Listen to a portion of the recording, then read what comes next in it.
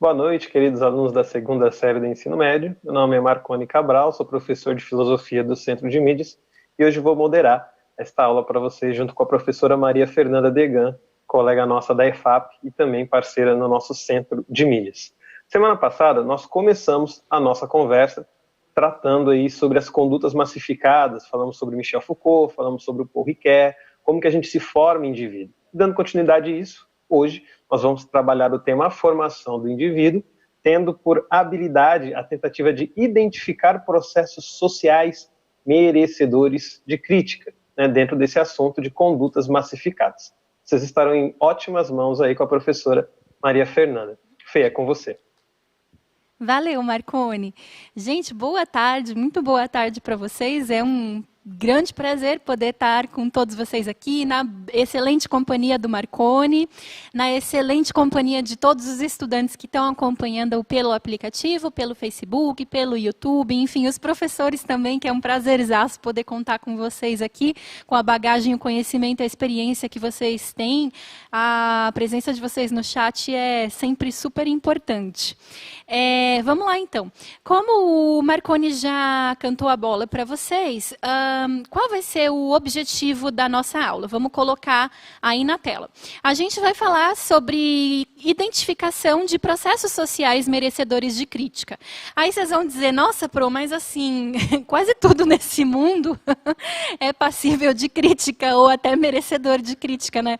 Em algum sentido, mas hoje, a gente vai se focar em conversar um pouco sobre condutas massificadas. E eu sei que na semana passada vocês já entraram nesse assunto com o professor Marconi. E vou, então, seguir essa abordagem. Espero conseguir fazer uma aula à altura da aula que o professor ofereceu para vocês. E espero que a gente consiga, então, ter uma aula gostosa, um encontro respeitoso, frutífero. Espero que vocês saiam com mais reflexões do que no momento que a gente começou. O que faremos hoje, então? A gente vai conversar um pouquinho sobre condutas massificadas, que vocês já sabem o que é, porque o professor Marconi já conversou com vocês sobre isso. Mas, principalmente, para além de falar sobre condutas massificadas, a gente vai tentar fazer o que um grande filósofo francês, lá na década de 70, o Gilles Deleuze, disse que era o papel da filosofia. Quando perguntaram para ele, para que serve filosofia? Sabe, quando querem tirar uma com a nossa cara, a gente que gosta de filosofia, né? E fala assim, nossa, mas para quê? Né? O Deleuze respondeu assim, categoricamente, ele falou, a filosofia, ela serve para atrapalhar a tolice. E hoje, vamos tentar honrar a memória do Deleuze, vamos tentar atrapalhar a tolice um pouco aqui juntos, certo? Vamos lá. Então, o que a gente vai ver? Quais são os conteúdos da aula? A gente vai ver alguns conceitos da crítica à indústria cultural, desenvolvidos por dois autores, que são o Theodor Adorno e o Horkheimer, ou Horkheimer, né? Depende do seu sotaque. Eles criticam a indústria cultural e a gente vai avançar um pouquinho para além do Adorno e do Horkheimer e a gente vai entrar num conceito chamado filisteísmo cultural, que foi desenvolvido pela Hannah Arendt e pelo Friedrich Nietzsche. E para a gente começar, então, eu quero convidar vocês a participar no chat, respondendo a pergunta que aparece aí na tela para vocês, e que diz assim, a cultura que consumimos, ela dá forma ao que nós somos? O que eu quero saber é se vocês acham que nós somos a cultura que nós consumimos. Me contem aí no chat, 2, 3 minutinhos e a gente já volta, beleza?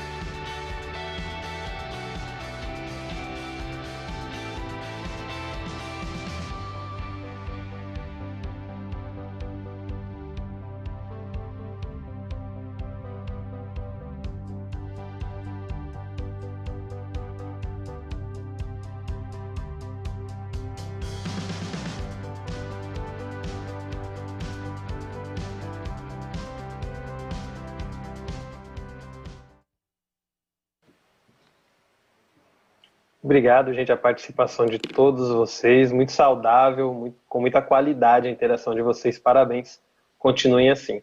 Fê, eu quero destacar aqui a resposta da Natália, que disse sim, somos o que pensamos, o que vemos e o que nos rodeia. Além disso, nós também tivemos a participação da Maria, que disse, olha, sim, até porque somos nós que produzimos a cultura.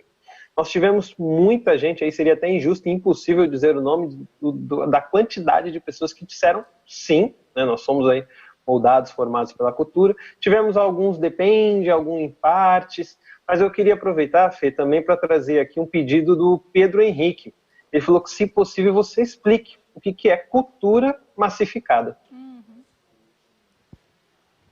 Beleza, valeu, Marcone. Gente, obrigada por todas as participações no chat. Ô, Henrique, já a gente vai ver o que é cultura massificada. Vamos por partes, né? Como diria Jack o Estripador. Olha, é seguinte, essa não é uma pergunta fácil de se responder, porque para falar sobre essa pergunta, a gente precisa, primeiro, ter em mente a ideia de que, olha só, nós somos seres consumidores de cultura, nós somos os dois, nós somos seres produtores de cultura, assim como somos seres consumidores de cultura, né? E nessa chave da cultura enquanto objeto de consumo é que a gente vai se encaminhando para começar a trilhar juntos um caminho, para começar a ir palmilhando os passos que foram deixados para a gente por uma escola, uma vertente de pensamento que a gente se acostumou a chamar de Escola de Frankfurt, né?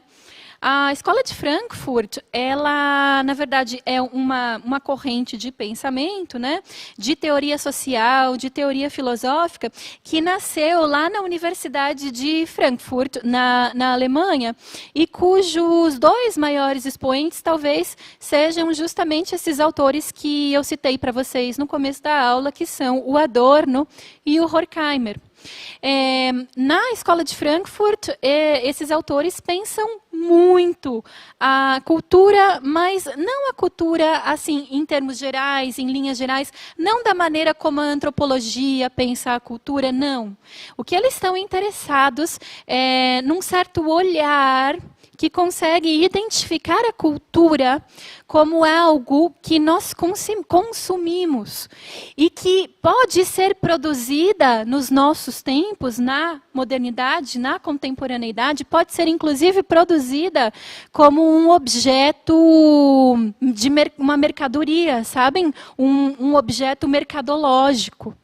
Então, se a gente puder prestar atenção aí no slide que aparece na tela de vocês, eu trouxe para vocês algumas características muito pujantes, né, das ideias do Adorno, do Horkheimer, enfim, da Escola de Frankfurt, né? Então, número 1, eles partem da ideia de que o indivíduo, o indivíduo e a cultura são mutuamente determinados. Como eu disse para vocês, a gente consome cultura, mas a gente também produz cultura, né? Então, são dois elementos que se determinam mutuamente. Alguns de vocês colocaram aí no chat algo bem parecido com o que está aí no slide, e que diz o seguinte: somos o que a cultura faz de nós, mas nós também somos quem faz a cultura. Quer dizer, gente, olha só, cultura não é um negócio que cai do céu ou brota da terra do nada. Quer dizer, a cultura é uma criação eminentemente humana, né? Então, assim sendo, nós somos duplos agentes, a gente cumpre essa dupla função, tanto de produzir quanto de consumir a cultura. Seguindo aí no slide, no número 2, eu coloquei para vocês que eles criam, né, o Adorno, Horkheimer, a Escola de Frankfurt, cria o conceito de indústria cultural. Isso é super interessante, porque a gente começa a olhar a cultura com um viés, num prisma muito diferente, que é o de pensar como que a cultura se faz, acontece e é consumida num mundo moderno, no mundo da fábrica, no mundo da tecnologia, no mundo das relações comerciais. Né? E aí eles colocam que a cultura pode ser um instrumento de dominação, que ela começa a sofrer na modernidade uma certa padronização, especialmente a partir do século XX. Eu estou citando aqui o século XX, vocês estão vendo que aí no slide ele está escrito em algarismos romanos, e eu não sei se todos vocês se recordam de como que a gente faz para saber a que século um determinado ano pertence, né? Então, assim, século XX, eu estou falando todo o período que fica compreendido entre 1900 até o ano de 1999, certo? Esse é o século XX. E o Adorno, Horkheimer e a Escola de Frankfurt estão produzindo ali principalmente na metade do século XX, né? Eles estão vivendo um momento histórico assim da Segunda Guerra Mundial lá na metade do XX, né? Então é esse o panorama histórico que eles estão vivenciando e no qual eles estão produzindo a sua obra, né? E por fim eu coloco aí um terceiro elemento que faz parte das ideias da Escola de Frankfurt, que é o de mercadorias culturais, é a gente poder entender a cultura nos nossos dias como mercadoria mesmo. E aí eu coloquei como exemplo o mass media, né? Que é em inglês para mídias de massa, né? É a maneira como a cultura passa a ser cada vez mais padronizada, cada vez mais criada, própria para o consumo. E aí, gente, eu estava lá na minha casa preparando essa aula e eu fiquei pensando assim, em alguns exemplos que eu poderia dar para vocês, para incitar, né, para fazer vocês entenderem um pouquinho melhor o que é essa indústria cultural ou indústria de massa a que o Horkheimer e o Adorno estão se referindo. E aí, se vocês me permitirem, eu vou olhar aqui nas minhas anotações, né? Então, eu pus assim, olha... Um exemplo de mercadoria cultural, de cultura de massa, ou seja, de cultura para consumo, né? Seria essas canções de sucesso, que a gente tem, assim, vamos dizer, cada semana tem uma canção nova de sucesso, né? E essas canções, se vocês pararem para escutar com ouvidos bem atentos, não com aquele ouvido de quem está curtindo a música e tal, mas com um ouvido, assim, bem atento de quem está analisando essa música, vocês vão perceber algumas coisas, né? Então, vocês vão perceber, sabe a música norte-americana? Assim, da década de 90, década de 2000, 2010, até hoje, né? Vamos pegar essa música como um exemplo para a gente pensar, muito embora a gente pudesse pegar vários outros exemplos, né? Essa música norte-americana, ela é uma música que ela tem uma cadência bem certinha. Ela é bem compassada. Ela começa de um certo jeito, que normalmente é um jeito assim, bem chiclete. Né? Que é para ficar na nossa cabeça. Gente, vou contar um negócio assustador, mas existem estudos sobre qual tipo de música, qual compasso, qual cadência e qual melodia entram mais na nossa cabeça. Ou seja, tem mais efeito chiclete, aquela coisa que assim... Meu Deus, a gente não consegue tirar aquilo da cabeça, aquela coisa. Eu nem gosto dessa música, mas eu não consigo parar de pensar nela. Eu não consigo parar de cantarolar. Porque essa música, ela foi criada para ser vendida. E quanto mais ela ficar na cabeça das pessoas, tanto melhor, financeiramente, mercadologicamente falando, para quem compôs, para quem canta, para quem vende essa música, né? Então, essas músicas, elas são sempre assim, bastante simples, né? Elas começam, elas têm alguns 2 ou 3 refrões, esses refrões são sempre iguais, e elas têm uma finalização também bem simples, né? Nada muito complexo, nada que exija muito, né? É só a fruição, só o gosto mesmo, só ouvir, né? Sem pensar muito no que está sendo ouvido. Trouxe outros exemplos, né? Vamos lá. As risadas. Nessa indústria cultural de que eu estou falando, gente, até as risadas são programadas. Né? Quando a gente está, por exemplo, assistindo uma determinada série, eu ia falar filme, mas hoje em dia a cultura fílmica ela vem sofrendo bastante alteração, de tal forma que a gente hoje consome muito mais, eu ouso dizer que hoje a gente consome até mais séries do que a gente consome filmes. Pelo menos, eu nunca fiz essa pesquisa. Façam aí em casa, que me veio na cabeça agora, eu acho que é interessante da gente pensar. Será que a gente conseguiria saber na Netflix se as pessoas assistem mais série ou filme?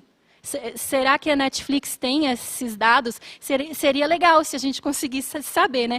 Mas, assim, pela minha experiência de professora, sempre conversando com os meus alunos, eles sempre falam de série, quase nunca eles falam de filme. Talvez vocês possam pôr aí no chat como vocês consomem o vídeo, se vocês a imagem, se vocês consomem mais na forma de série ou mais na forma de filme, né? Mas, de forma geral, na série, se for uma série cômica, até a nossa risada, até a deixa para a nossa risada, ela é programada, ela é milimetricamente calculada pelos produtores dessa série. Vocês podem ver, às vezes eles querem até induzir a gente a achar alguma coisa engraçada. Hoje em dia não se usa mais tanto isso, mas nas séries de antigamente, tinha lá, a pessoa falava um troço que supostamente a gente tinha que achar engraçado, e aí eles botavam a risadinha no fundo. Né? Não sei se vocês chegaram a pegar exemplos disso. Então, até isso a indústria cultural deseja condicionar na gente, né? Então, essas produções, essas mercadorias culturais, música, filmes, séries, né, que a gente tem hoje em dia, a produção delas é administrada, gente, por especialistas. Ela é bem calculada para ser altamente vendável, para ser altamente reproduzido. A gente vive hoje a era do streaming, né? Então, para essas plataformas de streaming, quanto mais se reproduz aquele filme, aquela série, tanto melhor para eles, do ponto de vista financeiro, enfim, né? Então, eu trouxe aqui alguns exemplos, mas eu sei que eu não consegui pensar em todos, ou eu nem pensei em muitos, na verdade. Por isso que eu queria jogar para vocês me ajudarem. Sabe, gente, até quando a gente está distraído, a gente consome produto cultural, cultura de massa. Porque a gente está lá jogadão no sofá, sem pensar em nada, distraidão. Mas só que a gente está ouvindo o que está rolando na televisão. Ou então o celular está ali do nosso lado, passando um vídeo, e a gente está ouvindo aquilo. Até quando a gente está distraído, a gente está ali sob o efeito da indústria cultural. Né? Quando a gente sai de casa, a gente se depara com propagandas à torta e à direito, outdoors, né? Enfim. E a gente olha para aquilo, a gente lê aquilo, aquele conteúdo entra dentro da gente, mesmo sem a gente ter planejado aquilo. É bem interessante isso. Falei para vocês que não pensei em muitos exemplos e quero jogar isso para vocês. Vai aparecer agora na tela uma perguntinha. Dê alguns exemplos de produtos da indústria cultural de hoje em dia. Me contem aí no chat o que vem na cabeça de vocês. A gente volta em 3 minutinhos, tá bom?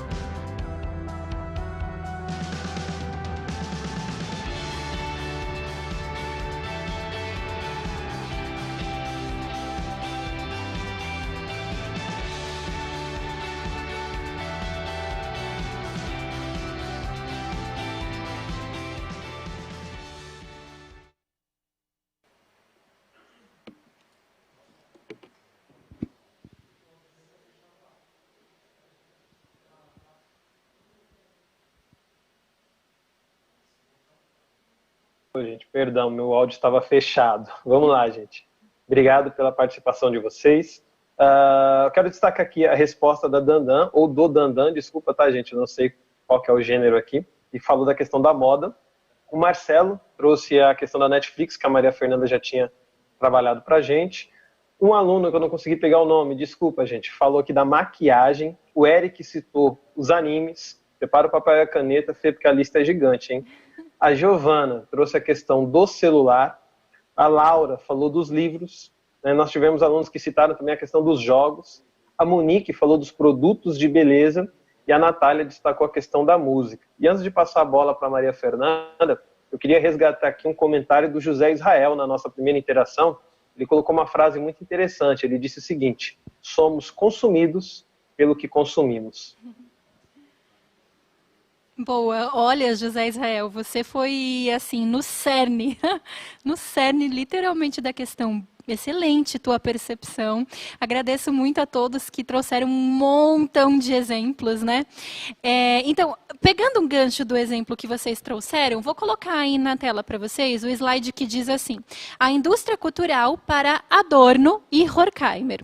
E vai bem de encontro ao que vocês trouxeram para mim, porque a indústria cultural ela tem assim uma aparência de diversidade. Parece que, nossa, é uma coisa diferente. No fundo, é sempre repetição. Né? As músicas são sempre muito parecidas. Os produtos, eles são assim, fabricados em massa, em larga escala. Alguém aí falou sobre maquiagem, né? As maquiagens, assim, produzidas em massa, todas iguais, em larga escala. Né? Outra característica da mercadoria cultural é a ideia de que o produto substitui o pensamento. Então, quanto mais a gente consome, menos a gente precisa pensar e se preocupar com as coisas. Israel, olha aí o que você falou para a gente, assim, de uma maneira muito melhor do que eu estou falando agora, né? É isso. E aí, se a gente for seguindo um pouco mais essa linha de pensamento, a gente vai dizer assim, nossa, mas será que a gente precisa se resignar a isso, né? A gente precisa adotar a cultura da resignação, ter aquela ideia assim, puxa, é assim, né? O que eu posso fazer é me resignar, o que eu posso fazer é aceitar, enfim. Porque, sabe, gente, no fundo, o que a Escola de Frankfurt está mostrando para a gente é que a indústria de massa ela pode ter alguns efeitos bastante maléficos mesmo, em termos de formação do indivíduo, em termos de desenvolvimento da consciência crítica, em termos do pensamento crítico propriamente dito, né? A Escola de Frankfurt está fazendo essa denúncia, né? Só que eu não queria parar aqui, né, na denúncia da Escola de Frankfurt, porque geralmente quando a gente fala de cultura de massa, a gente fala, né, lembra automaticamente do Adorno, do Horkheimer, mas eu não queria parar aqui. Eu queria ir ainda um passinho além, se vocês tiverem paciência de me aguentarem mais um pouquinho, porque eu queria trazer para esse debate uma autora que merece todos os louros, todo o nosso respeito, a nossa reverência, devido à história de vida que essa autora tem e a produção ampla que ela deixa para a gente, que é a Hannah Arendt. Né? A Hannah Arendt, e o nome dela vai aí na tela para vocês no slide, para quem quiser anotar, ela nasceu no ano de 1906 e ela morreu em 1975. Então, ela atravessou o século XX bem, assim, ela vivenciou bem o século XX. E a Hannah Arendt, ela tem uma percepção toda dela quando a gente fala sobre indústria cultural, porque ela diz o seguinte... A gente entende os efeitos maléficos que a indústria cultural podem trazer para a gente enquanto formação do indivíduo, né? Mas eu acho, diz a Hannah Arendt, eu acho que tem um negócio, diz ela, que é até pior do que os efeitos maléficos que a indústria cultural podem trazer para a gente. E esse negócio pior que a Hannah Arendt está localizando, ela chama de filisteísmo educado. Põe aí na tela para vocês lerem a palavra, filisteísmo, né? E provavelmente vocês devem estar pensando o que significa esse termo filisteísmo. Talvez alguns de vocês já tenham se deparado com esse termo na vida, mas os que não o conhecem, o que significa filisteísmo? Bom, se a gente for fazer a etimologia da palavra, a gente vai voltar lá para a Grécia Antiga, né? E a gente vai chegar numa palavrinha que é assim, ó, banausos, que é grego para... sabe aquela pessoa que ela tem assim uma mentalidade muito utilitarista? Sabem aquela pessoa que ela enxerga as coisas só pelo ponto de vista da utilidade delas? Não pensa em outros possíveis valores, ela só pensa na utilidade. Ela só pensa na razão instrumental, só na prática. Né? Essa pessoa é o que a gente costuma designar pelo termo filisteu, que tem origem, disse para vocês, lá na Grécia. Né? E a Hannah Arendt, ela faz ela identifica um negócio muito interessante, porque ela diz assim, sabe, a gente chegou num momento em que a gente desenvolveu uma espécie assim de filisteísmo educado.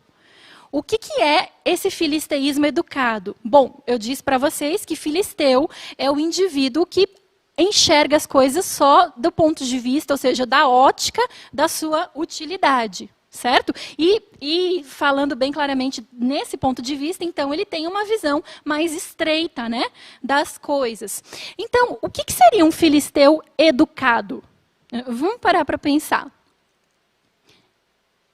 É aquele cara que enxerga a educação, a cultura, né, como muito úteis, mas apenas úteis.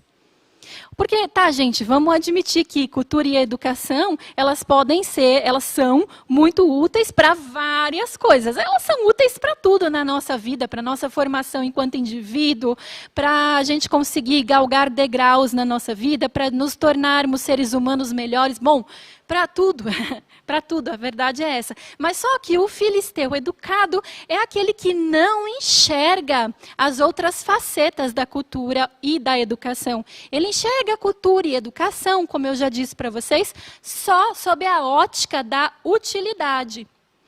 Então, a Hannah Arendt diz assim, puxa, a gente está inaugurando aqui um momento, e a Arendt está escrevendo... isso que o conceito de filisteísmo educado que eu estou citando para vocês, está numa obra da Hannah Arendt, né? É a obra mais conhecida dela, que se chama Entre Passado e Futuro. E no capítulo 6, que é a crise na cultura, ela vai contar um pouco para a gente da ideia dela de filisteísmo educado, né? Então ela diz assim, caramba, a gente chegou num momento em que até educação e cultura se tornaram mercadorias. Ou seja, as pessoas não têm mais a dimensão de adquirir cultura e educação pensando em como isso pode nos beneficiar para o convívio em sociedade, para uma série de coisas. Não, eu vou me servir, eu vou consumir a cultura e a educação, porque elas me são úteis, porque elas podem me fazer ganhar coisas que sem elas eu não chegaria a ter. Né? A Hannah Arendt, ela... Na verdade, o que ela faz assim é assimilar esse termo do filisteu educado, igualar, né? Associar esse termo filisteu educado com o termo pequeno burguês, dizendo que naquele momento em que ela está vivendo, né, que é o século XX, essa é uma prática da pequena burguesia ali na Europa. Né? E aí, o que acontece? A gente sabe que, bom, gente, a sociedade de massas, que é essa em que a gente vive hoje, e que é a que todo o século XX vivenciou, ela precisa de cultura, ela precisa de diversão, né? Não vamos também dizer assim, não, mas eu não quero ser cúmplice da cultura de massas, eu não vou mais consumir nada, eu não vou mais consumir série, eu não vou mais consumir música, nem filme. Gente, não é por aí. Sabem por quê que não é por aí? Porque o lazer e a diversão nos constituem, são uma parte da nossa constituição enquanto seres humanos, certo? Nós precisamos, nós demandamos a cultura e o lazer. Então, assim, cultura e lazer são produtos que são necessários à diversão e inclusive, para a saúde, para saúde vital mesmo da sociedade, né? O problema é quando eles servem apenas para matar o tempo, sem propiciar nenhum tipo de reflexão, ou quando eles servem apenas para ser consumidos, para diferenciar as pessoas. Então, hoje a gente tem, assim, inúmeros lugares em que a gente encontra ofertas de inúmeros cursos, uma série de coisas, né? E que, às vezes, as pessoas consomem, assim, vorazmente. Às vezes, as pessoas consomem tanto aquilo que elas não têm nem tempo de digerir, de entender, de compreender o que está sendo apresentado, o que está sendo passado, numa espécie assim de reedição desse conceito que a Hannah Arendt já tinha cantado a bola para a gente lá na metade do século XX, desse conceito de filisteísmo educado, que é o consumo voraz, desmedido da educação e da cultura enquanto mercadorias, né?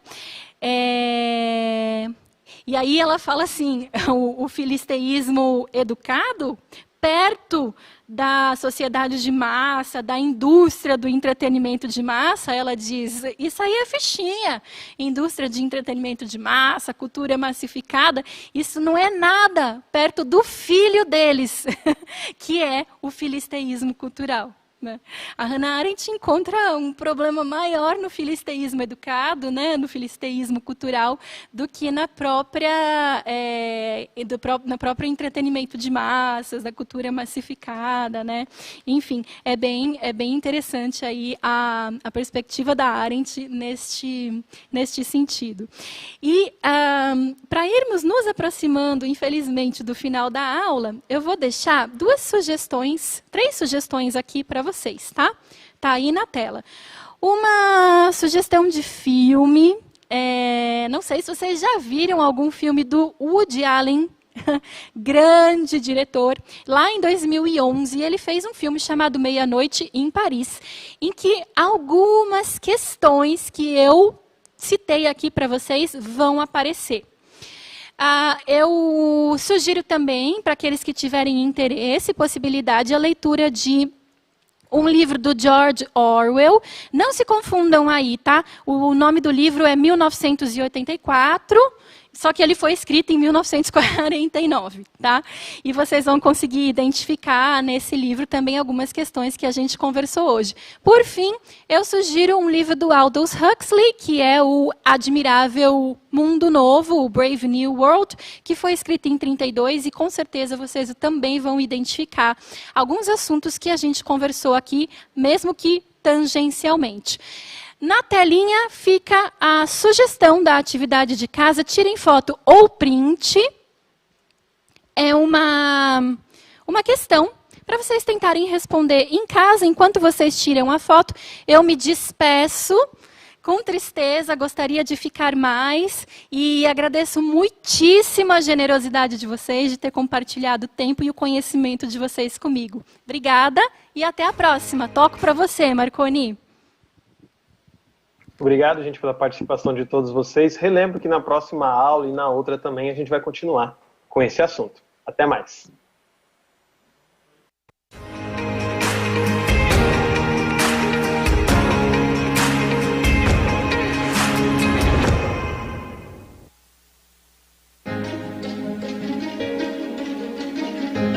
A escola pode estar distante, mas as aulas não. Por isso, o governo de São Paulo criou um aplicativo online de aulas com chats para todos os estudantes da rede pública de ensino durante a quarentena. O acesso à internet é gratuito e você ainda pode assistir às aulas ao vivo nos canais digitais da TV Cultura. Baixe o aplicativo e estude.